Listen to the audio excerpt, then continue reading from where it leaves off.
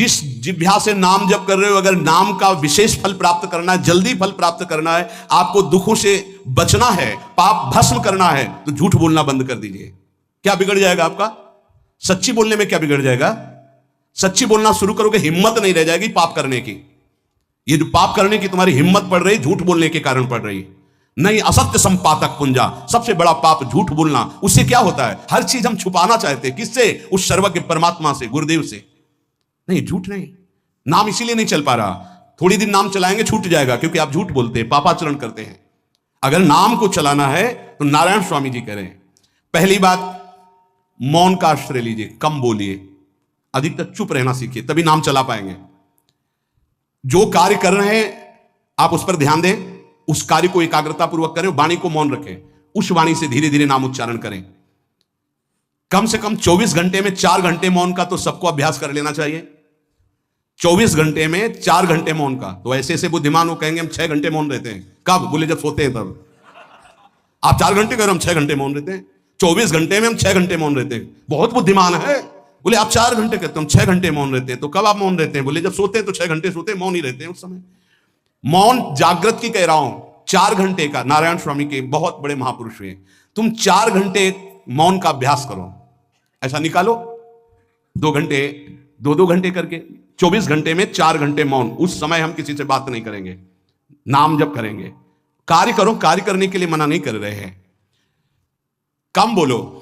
आजकल लोग अपनी जीवनी शक्ति को बोलने के द्वारा बहुत नष्ट कर रहे हैं। व्यर्थ की बातें करते रहते हैं। 4 आदमी चल रहे हो, आप पीछे चलिएगा, सुनते, बेमतलब की बातें। नाम जप नहीं होगा, वो डिलीट नहीं होंगी, वैसे ही बनी रहेंगी। अगले जन्म के लिए तैयार हो रहा है। इसलिए नाम यदि सिद्ध करना है, नाम का फल लेना है, नाम का आनंद लेना है, तो वृथा भाषण बंद करो, बेकार की बात बंद करो। जितना कम बोलने से काम चल जाए उतना। सामने वाले को बोलने दीजिए, आप बीच में नाम चल रहा है जी, नाम चल रहा है। जब कोई आवश्यक बात हुई, पवित्र शब्द बोल दिया, नहीं, चुपचाप सुनो। उसको लग रहा है कि आप संभाषण करो, मान लो रिश्तेदार है, नातेदार है, मित्र, अब आप व्यवहार में हैं, आप सीधे ये तो नहीं कह सकते हमसे बात मत करो। नहीं, हाँ बात कीजिए, लेकिन आप कम बोलिए, उसको बोलने दीजिए, आप नाम जप कीजिए। जरूरत भर बात कीजिए। बात में भगवान की चर्चा हो तो कोई बात नहीं, अगर प्रपंच की चर्चा है तो बचने की कोशिश कीजिए। अपने संबंधियों, अपने दोस्तों, अपने व्यवहारियों से व्यवहार, दोस्ती, संबंध शिथिल कीजिए, तभी नाम में प्रीति होगी। अगर ये कि अब हमारे दोस्त आ गए हैं तो फिर वो दोस्त छूट जाएगा नाम, अब बातें शुरू हो गई प्रपंच की। धन्य है ऐसी बुद्धि जो प्रियजनों से भी संभाषण केवल भगवत वाक्यों का, अन्यथा नहीं। इसीलिए इस मार्ग को वर्ण करना बहुत कठिन है। एक ऐसा तुम्हारा निवास स्थान होना चाहिए अलग, जिसमें अपने रिश्तेदार, नातेदार, व्यवहारियों का प्रवेश ना हो। आपकी शैया अलग होनी चाहिए। अगर नाम जापक नाम सिद्ध करना चाहता है, नाम का फल लेना चाहता है, नाम निरंतर चलाना चाहता है, तो जिस आसन पर आप बैठते हैं उसी में प्रपंची, विषयी, सांसारिक वृत्ति वाले बैठेंगे तो भजन की वृत्ति नहीं बन पाएगी। एक ऐसा, वैसे होते हैं घरों में बैठने वालों का अलग, लेकिन साधन कक्ष अलग होना चाहिए अपना। किसी का यदि प्रवेश ना हो तो आप देखेंगे कि आपके साधन के परमाणु आपको वहां बैठते ही तत्काल विक्षेप रहित करके भजन में लगा देंगे। अगर घर में ऐसा कुछ ना हो तो एक आसन अपना अकेला रखिए, जिस पर आप शयन करें वो आसन केवल आपका ही होना चाहिए। अगर वो सार्वजनिक बैठने के लिए ही है, ऐसी व्यवस्था नहीं, तो आसन समेट कर अपना अलग रख दीजिए और दूसरे आसनों पर बैठा लिए। फिर वो आसन हटाकर जब आप शयन करें तो आपका आसन होना चाहिए। इसका बहुत बड़ा प्रभाव पड़ेगा। कोई भी ऐसा दृश्य या पुस्तक ना पढ़ें जो वासनात्मक हो और प्रभु के नाम से आपको विमुख कर दे।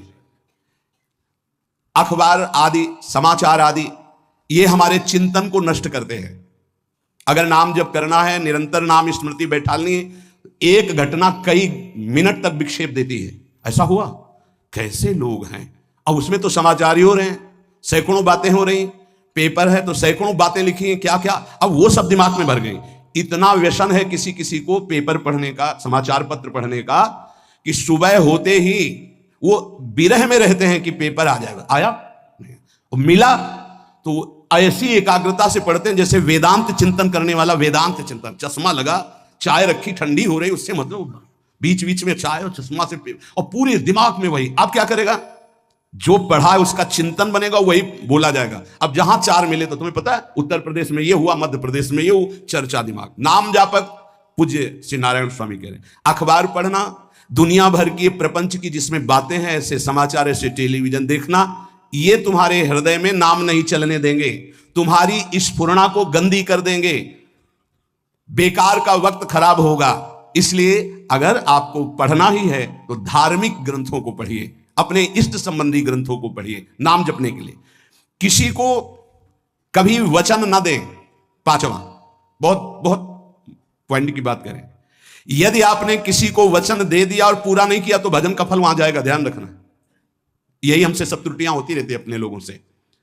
जाओ आज से बाद वचन दे दिया, हम ऐसा नहीं करेंगे, नहीं करेंगे चाहे मर जाएं। और अपने लोग ऐसे फिसड्डी हैं कि शाम के वचन देते हैं और सुबह फिसल जाते हैं, 2-4 दिन बोलते बोलते चला फिर फिसल जाते हैं। बोले कसम से आज से ऐसा नहीं करेंगे।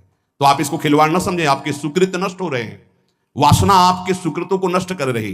दूसरा, जैसे आपने किसी से कहा कि मैं शाम के 5 बजे आ जाऊंगा, तो 5 बजने में 5 मिनट कम होने पर आपको पहुंच जाना चाहिए, 5 मिनट ओवर होने पर नहीं, उसके पहले ही आपको। यह संतों के जीवन में देखा गया है। समय का बहुत बड़ा जीवन में अस्तित्व है। अगर आप किसी को समय दें फिर उसमें प्रमाद स्थिति नहीं होनी चाहिए। 5 मिनट पहले पहुंचिए। समय दिया है किसी को तो 5 मिनट पहले, उसको इंतजार ना करना पड़े।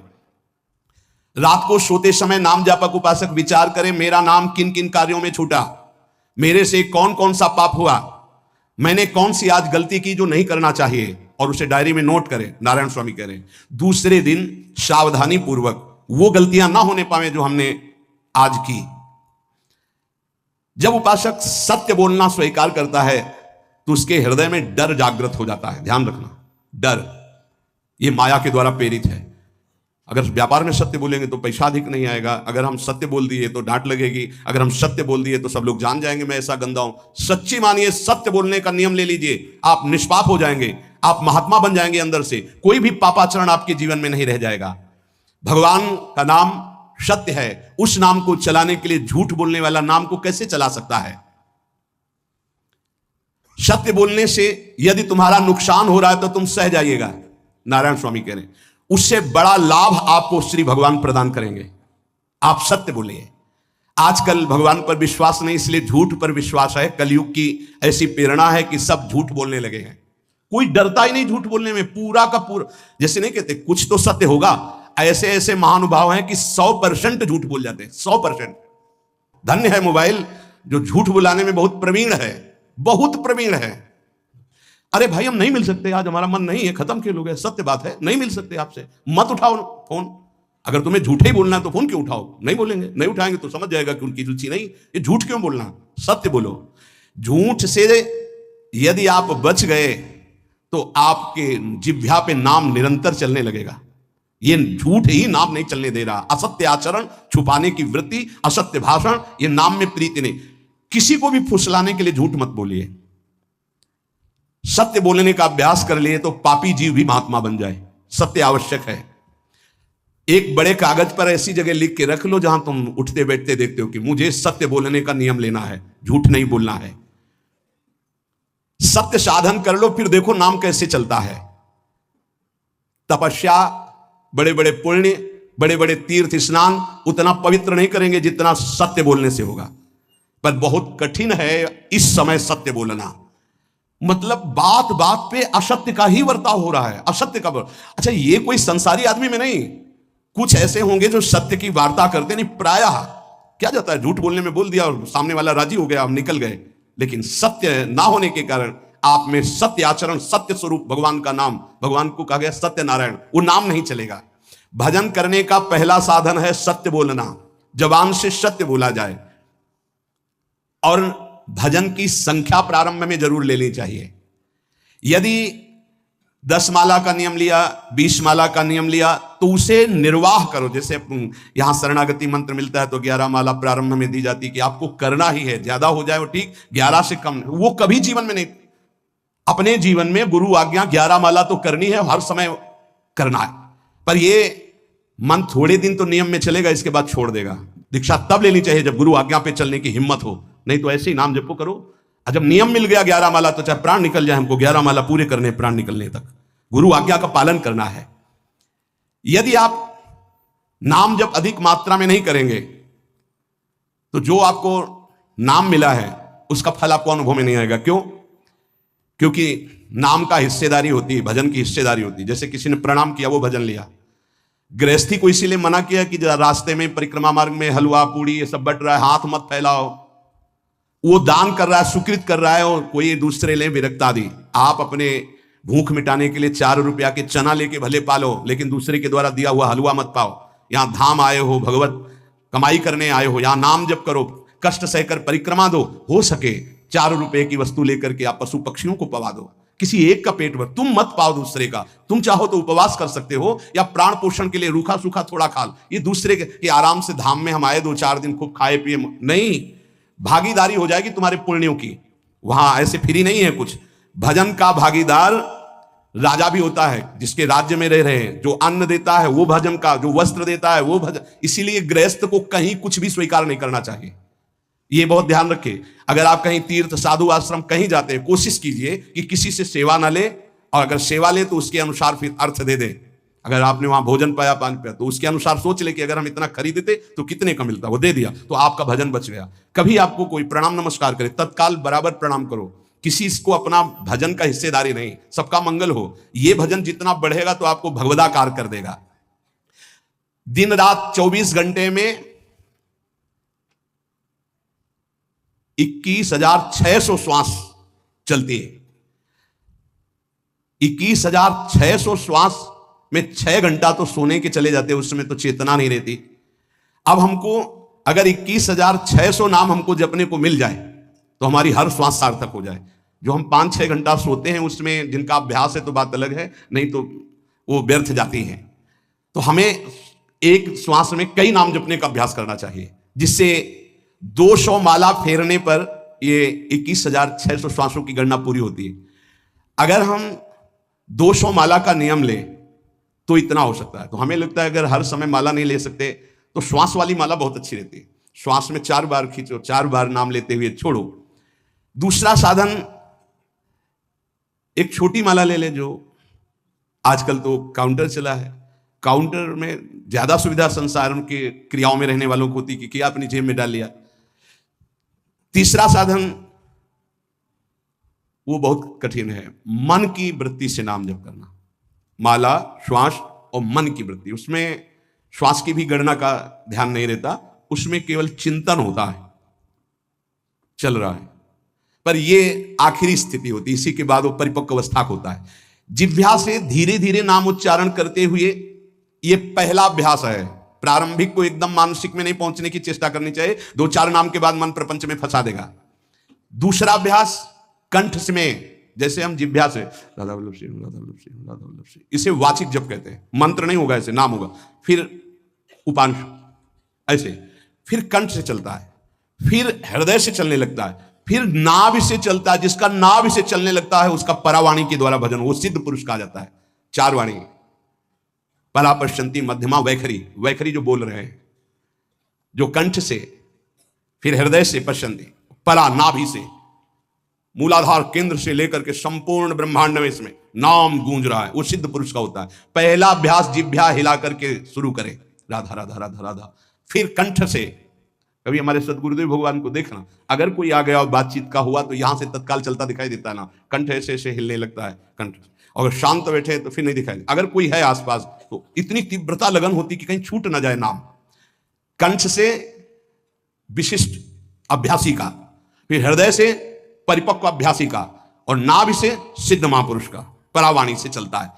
अगर 1 वर्ष तक जिह्वा से अभ्यास किया जाए, ये मैंने किया है, नारायण स्वामी कहते हैं, तो दूसरे वर्ष में कंठ से प्रारंभ हो जाता है। 2 वर्ष कंठ से चले तो अगला हृदय से प्रारंभ हो जाता है, और हृदय से 3 वर्ष चले तो फिर नाभि से 7 वर्ष में नाम सिद्ध हो जाएगा। अगर नियम पूर्वक झूठ ना बोले, सत्य आचरण करे, ऐसे नाम जप करे। हम ये कहते हैं कि चलो थोड़ा धीमे ही सही, पर 12 वर्ष में तो आपको सिद्ध हो जाना चाहिए। 12 वर्ष, यहां बोले 30 वर्ष के, 50 वर्ष हो गए साधन करते हो, ज्यों कहते हो कोई परिवर्तन नहीं। इसका मतलब अंदर से नाम नहीं चलाया जा रहा, नाम में रुचि नहीं। 12 वर्ष में तो वो भगवत साक्षात्कार करके जागृत स्वप्न सुषुप्ति अवस्था पर विजय प्राप्त कर लेता है साधक। ऐसा ही स्वामी जी ने किया, नारायण नारायण नारायण नारायण नारायण, ऐसी सिद्धावस्था हो गई थी। एक टाट की लंगोटी, एक रस्सी कमर में, बस। बड़े ही उच्च कोट और बहुत बड़े अरब खरबपति घर के बालक थे। सारी सिद्धियां उसके पैरों में लौटने लगती हैं, जिसका नाभि से भजन प्रारंभ हो जाता है, परावाणी से। अजपा जाप उसे ही कहते हैं जो नाभि से होता है। अजपा जाप करने वाले उपासक में जो अजपा जाप करने की चाह रखते हैं, पहला भोजन पर ध्यान दें, सात्विक भोजन, पवित्र भोजन। भाई नाम का स्वाद नहीं मिला तो कुछ लोग जो है बहुत प्रसन्न होते हैं जब सांसारिक पदार्थ आता है। बड़ी कृपा श्री ठाकुर जी की रही है कि इस विषय पर जो है बहुत परिपक्व किया है। रोटी नहीं मिली, ये रबड़ी रसगुल्ला की तो बात जाने दो। गंगा का किनारा, गांव में जाना नहीं, जो आकाश वृत्ति से वो आ जाए वही। आप लोगों को तो रोटी तो मिल रही है। पहला नाम सिद्ध करने के लिए भोजन सात्विक और थोड़ा, अगर एक समय पाके निर्वाह कर लो तो अच्छा, नहीं तो 2 समय। 3 समय पाने का तो अधिकार ही नहीं साधक को। भगवान की बड़ी कृपा है, जब भूख थी तब था नहीं, और जब है तो भोजन नहीं पा सकते। वो बड़ा लीला बिहारी है। जब भूख थी तब भोजन नहीं, और जब भोजन है तो नियम कानून इसके लग गए हैं, ये इतना इतना। दूसरा, पहला भोजन पर पवित्र। देखो नाम जप के लिए बहुत आवश्यक है, यही जीवन है कि अगर आप नाम जप करने लगे तो हमारा बोलना, हमारा जीना सार्थक हो जाएगा। अगर नाम जप आपको करना है तो पवित्र भोजन होना चाहिए। 2 टाइम भोजन पाना है तो थोड़ा थोड़ा पाओ, पेट ना भरने पाए, ऐसा ना लगने की वजन बढ़ गया है। वजन बढ़ गया है तो भजन घट गया है, वजन घट गया तो भजन बढ़ गया है। देखो तुम्हारे संसारिक संबंधी माता पिता चाहेंगे कि तुम्हारा चिकना शरीर होना चाहिए, हष्ट पुष्ट होना चाहिए, लेकिन हम चाहेंगे कि तुम्हारा भजन पुष्ट होना चाहिए, भगवदाकार वृत्ति होना चाहिए। शरीर तो आज है, कल नहीं रहेगा, चाहे जितना चिकना कर लो। संसारिक माता पिता के प्यार में और गुरु के प्यार में यही अंतर है। वो आपके स्वरूप को पुष्ट करेगा तो शरीर तो अपने आप, मन प्रसन्न है तो वो स्वस्थ है, अस्वस्थ होने पर भी स्वस्थ है। अगर शरीर स्वस्थ है और काम वासना है, नाना प्रकार की चिंताएं, ये थोड़ी माता पिता दूर कर पाएंगे। वो तो तपस्या और साधना से ही दूर होती है, ध्यान रख लीजिए। अधिक भोजन पाना, शरीर को बहुत पुष्ट बलवान कर लेना, तो हर इंद्रियों को भोग देना पड़ेगा आपको। वो कोई तपस्वी होता है, जो तपस्वी होता है वो संयमी होता है, जो संयमी होता है उसके चर्बी नहीं होती, ध्यान रखना। युक्ताहार विहार से, प्राण पोषण के लिए केवल शरीर में अन्न जाए तब नाम में प्रीति होगी। खाते खाते अनेकों जन्म व्यतीत हो गए, वर्षों व्यतीत हो गए, अरे अब तो भजन कर लो, कहां तक खाओगे? ये नरक कुंड है, डाला विष्ठा बन गया। नींद, एक नियम बना लो कि इतना ही सोना है। पता नहीं सोने में कौन सा सुख, नींद में केवल एक बात का सुख होता है, आपका संसार का चिंतन नहीं होता, तो आप जो शांत रहते हैं वो सुख होता है, लेकिन वो तमोगुणी सुख है। अगर आप जागृत में संसार का चिंतन न होने दें और भगवत चिंतन कर रहे हैं तो आप महापुरुष हो जाएंगे। सो के जीवन क्यों बर्बाद करते हैं? एक टाइम रखिए सोने का, बस। ये कोई तुम्हारा सुख नहीं है, ये तमोगुणी सुख है। निद्रा आलस्य प्रमादोत्तम तत्तामस मुदाहृतम। तो एक बात समझ लो, यद तज्ञे विस्मि परिणामे अमृतोपमम। जिसमें विष जैसा शुरुआत में लगता है उसका परिणाम अमृत होता है, और जिसकी शुरुआत अमृत जैसी लगती है उसका परिणाम विष होता है। प्रातःकालीन उठ करके सत्संग में आना विष जैसा लगता है, लेकिन उठ के आ रहे हो तो इसका फल अमृत होगा। ब्रह्म मुहूर्त में सो रहे हैं, जीवन बर्बाद कर रहे हैं, अरे ब्रह्म मुहूर्त में उठिए, स्नान कीजिए और सच्चिदानंद भगवान में चित्त को जोड़िए। ये विष जैसा लगता है, परिणाम अमृत जैसा होता है। तीसरा, 24 घंटे में 1 घंटे का तो एकांतवास करना सीख ही लो, चाहे गृहस्थ हो चाहे कोई भी हो। 1 घंटे हमसे कोई बात नहीं करेगा, अपने दरवाजा बंद, थोड़ा 1 घंटे कोई ऐसा समय निकालो जिसमें चित्त को केवल श्री कृष्ण से जोड़ो, प्रियाजू से जोड़ सको। चौथा, विरक्त साधक, तकिया गद्दा, ये सब चीजें अगर लगा के सोओगे तो नाम जप नहीं होगा। देखो हितधाम में कुशासन और एक ईंट कुशासन के नीचे, सर्दी में ओढ़ने के जो हमारे कंबल थे वो आटे का बोरा बलराम जी ला के दे थे। जीवन को यदि आप कसौटी पे नहीं कसेंगे तो भजन नहीं होने वाला। अब तो शरीर रोग से ग्रसित है, आप चाहे जहां रखो चाहे जैसे रखो, प्रियाजू जाने। जब तक हमें भगवदाकार वृत्ति ना हो जाए तब तक विषयों को स्वीकार नहीं। ऐसे हैं साधक, बड़ा सुख मिलता है। एक ऐसे पड़ा हुआ है आसन, उनके कमरे में जाके देखिए, केवल आसन ही है। कितने ऐसे साधक राधा किलकुंज में रहते जिनकी चटाई केवल है, न तकिया है, न गद्दा है, न कुछ। उसी चटाई को ऐसे खड़ा कर दिया, बिछा लिया, बस उसी में पड़े, भोजन मिला पा लिया, ऐसे रह रहे हैं। कमरे में देखो जाके तो ऐसा लगेगा कि इसमें कोई रहता ही नहीं, कुछ है नहीं, केवल चटाई है। तकिया गद्दा विशेष विलासिता की वस्तुएं, तो नाम जप नहीं होने वाला, ध्यान रखना। जहां पड़े आराम से नींद आ जाएगी, सो जाएंगे, और जब तो नींद उतनी आएगी जितनी आवश्यकता है।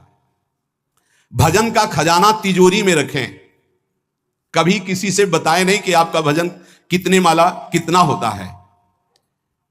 पूज्य नारायण स्वामी जी कह रहे हैं, भजन को खजाने में रखने का मतलब है लूटने वाले डाकू माया भेजती है, काम क्रोध लोभ मोह मद मत्सर आदि, और प्रिय गृहस्थ भगत आदि। कैसे प्रिय गृहस्थ? स्वामी जी अब ये सब आप ही कहा है, बहुत बीमार है, आप देखना। ठीक है, दूसरे की दुख निवृत्ति करना संत का स्वभाव होता है, पर हम जिस मार्ग के पथिक, हमारा कर्तव्य है, हमारे पास हमारे प्रभु के सिवा कोई नहीं, हमारा जो कुछ है वो प्रभु है। ए भैया, जैसा श्री जी चाहेंगे वही सब मंगल करेंगे, ये शब्द होना चाहिए, उससे उसका भी मंगल होगा, आपकी भक्ति पुष्ट होगी। कभी भी जो गृहस्थ में भजन करता है, किसी भी तरह का किसी से भी कोई प्रतिग्रह ना ले, नहीं ले लो, ये लो ही बढ़िया रख लो, नहीं महाराज हमारा ये मार्किन का गमछा ही काफी है हमारे लिए, नहीं नहीं नहीं, ये प्रसाद पान, हाँ इतना किनका दे दीजिए, भगवत प्रसाद है, ये हमारे लिए पर्याप्त। गृहस्थी में अगर आप भजन करते हैं तो अपने भजन को बचाने के लिए किसी से भी दान पुण्य, किसी का भी बट रहा है वो स्वीकार न करें, किसी से प्रणाम नमस्कार, किसी से अपनी सुविधा सेवा स्वीकार न करें। और जो विरक्त है उसको ध्यान रखना चाहिए कि हमारा जीवन केवल जगत मंगल के लिए विश्वेश्वर भगवान को समर्पित जीवन है, ना हम किसी को शाप दे सकते हैं, ना किसी को वरदान दे सकते हैं। सेवक स्वामी की इच्छा को देखता है, ऐसा ऐसा, हाँ प्रियाजू की जैसी इच्छा होगी वैसा नहीं, आप ऐसा नहीं, प्रियाजू का बस जबान से कभी ना किसी के प्रति शाप का, और ना हरिराम व्यास जी ने कहा है कि शाप और वरदान हमारे स्वामी की, तो हमें हर बार में यही बोलना है, जैसी प्रियाजू की इच्छा, जैसी श्यामाजू की इच्छा। नहीं आप कुछ कह दीजिए तो राधा राधा राधा, नहीं कैसे मंगल होगा, आशीर्वाद दीजिए राधा राधा राधा, बहुत संभाल के। महात्माओं को इस बात में सावधान रखना चाहिए कि ये माया ममता का रूप धारण करके तुम्हारी तिजोरी को खाली कर देगी। खजाना लूटने के लिए माया बहुत अनुभवी महापुरुष है, सेवक के रूप में आती है, खास सेवक बनकर। आज तक जहां दगा हुआ है तो खास से हुआ है। जब वृक्ष कटने लगे तो आपस में बात की, भाई ऐसा कौन आ गया जो हमें काट सकता है? बोले हमारा कोई मिल गया। तो कुल्हाड़ में जो बेट है ना, बोले मिल गया कोई हमारा। खास बन करके आती है माया, सेवक सेविका रूप लेके। बहुत अनुभव की बात महापुरुषों की, मान लीजिए विरक्त जनों के लिए खास बात है। सेवक सेविका रूप रख करके माया आएगी। इसके बाद अगर आपने स्वीकार किया, फिर तुम सेवक होगे, वो स्वामी होगी। समझ रहे हो? बहुत अंदर से इस बात को समझ लीजिए। अगर आपको भगवत प्राप्ति करनी है तो जब तक शरीर में श्वास रहे, सेवा मत स्वीकार करना किसी की। कपड़ा धुलाना, खाना पीना, भीख मांग के खाओ, भिक्षा अन्न, या आकाशवृत्ति से जियो।